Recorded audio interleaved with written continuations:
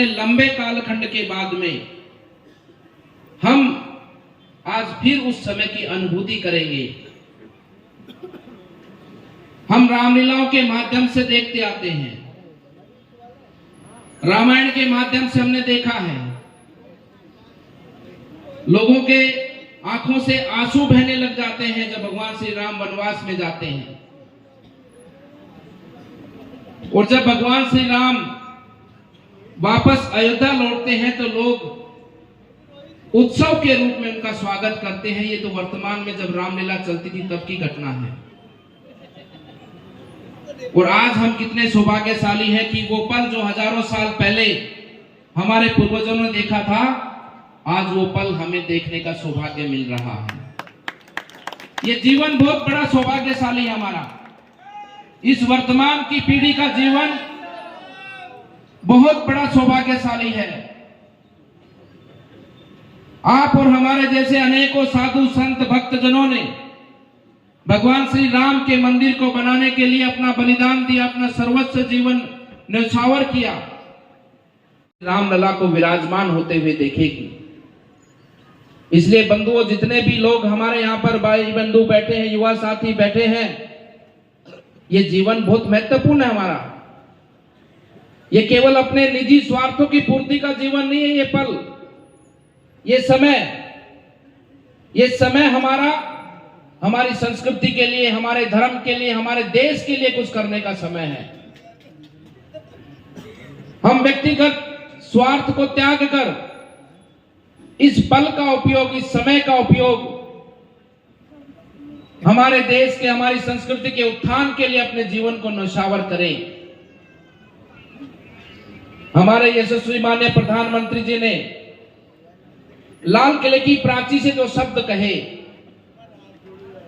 व्यक्तिगत रूप से मैं उन शब्दों से बहुत प्रभावित हूं। हम गुरु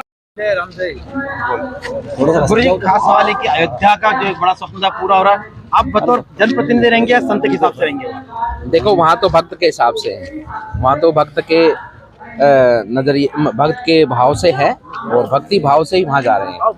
दूसरा सवाल है गुरु जी, कांग्रेस द्वारा शंकराचार्य पर सवाल खड़े किए जा रहे हैं, आप किस नजर से देखते हैं? देखिए, कांग्रेस की कोई बात को गंभीरता से लेने की आवश्यकता नहीं है।